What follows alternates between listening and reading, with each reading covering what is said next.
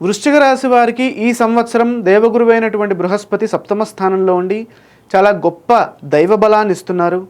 రాజదర్శనమారోగ్యం గాంభీర్యం గాత్రపోషణం అభీష్టకార్యసిద్ధిశ్చ సప్తమస్తే భవేద్గురౌ. రాజదర్శనము, మంచి ఆరోగ్యము, గాంభీర్యము, గాత్రపోషణం మొదలైన శుభ ఫలితాలన్నీ ఇస్తున్నారు. అలాగే యాత్రాం శోభనహేతవే వనితయా సౌఖ్యం సుతాప్తిం స్మరే. గురువు సప్తమ స్థానంలో సంచారం చేసేటప్పుడు శుభమూలక ప్రయాణములు చేస్తారు. భార్యా సుఖం ఉంటుంది. పుత్రప్రదముగా చాలా గొప్ప ఫలితాలు ఉంటాయి. మనకి కుటుంబ పరంగా, అదేవిధంగా ఆర్థిక పరంగా అన్ని శుభ ఫలితాలు సప్తమ స్థానంలో గురువు ఇస్తారు. ఎవరికైతే పెళ్ళి కావట్లేదో వారికి ఈ కాలము అనేక రకాలుగా వారికి అదృష్టాన్ని ఇస్తుంది. పెళ్ళి కాని వారికి ఈ సంవత్సరం ఖచ్చితంగా పెళ్ళి అయ్యే అవకాశాలు ఉన్నాయి.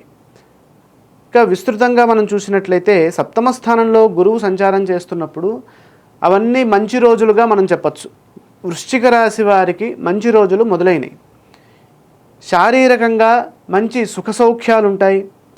వస్తులాభం ఉంటుంది. మంచి పదార్థాలు భుజిస్తారు, అంటే మంచి భోజన సౌఖ్యం ఉంటుంది. ఆస్తిని వృద్ధి చేస్తారు. ఎక్కడా ఇబ్బంది లేకుండా మీ కార్యాల్లో అనుకూల ఫలితాలను సాధిస్తారు. అధికారులు మీ శ్రమని గుర్తించే విధంగా ముందుకు సాగుతారు. సంఘంలో కూడా ఉన్నత ఫలితాలు ఉంటాయి. సజ్జనులతో సహవాసము చేస్తారు. గొప్పవారి పరిచయాలు ఏర్పడతాయి. అదేవిధంగా వాక్చాతుర్యంతో, మీలో ఉన్నటువంటి ఉత్సాహంతో చాలా గొప్పగా కాలాన్ని ముందుకు తీసుకెళ్తారు. ఆరోగ్యం అన్ని విధాలా రక్షిస్తుంది. మీ మంచితనము అందరూ గుర్తిస్తారు. గృహంలో సంతోషకరమైనటువంటి శుభ ఫలితాలు చోటు చేసుకుంటాయి. అంటే శుభవార్తలు వింటారు. అంటే వివాహం కాని వారికి వివాహము, వివాహ సౌఖ్యము, ఉద్యోగం లేని వారికి ఉద్యోగ ప్రయత్నాలు ఎవరైతే చేస్తున్నారో వారికి కూడా అనుకూల ఫలితాలు ఉండేటట్టుగా ఈ సప్తమంలో గురువు మంచి ఫలితాలను ఇస్తున్నారు.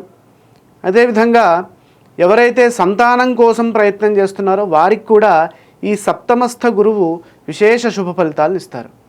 ఇక్కడ కారణం ఏంటంటే సప్తమంలో ఎప్పుడైతే గురువు సంచారం చేస్తారో వారికి ఆ రాశి మీద పూర్ణ దృష్టి ఉంటుంది. అంటే వృషభ రాశిలో గురువు ఉన్నప్పుడు వృశ్చిక రాశిని 100% దృష్టితోటి చూస్తారు. కాబట్టి వృశ్చిక రాశి వారికి ఈ సంవత్సరం అంతా గొప్ప దైవబలం అలాగే అదృష్టము అందుతాయి. కాబట్టి ఈ సంవత్సరము వృశ్చిక రాశి వారు లక్ష్మీ ధ్యానము, అదేవిధంగా ఇష్టదేవత ఆరాధన చేసినట్లయితే మరిన్ని శుభ ఫలితాలు చేకూరుతాయి.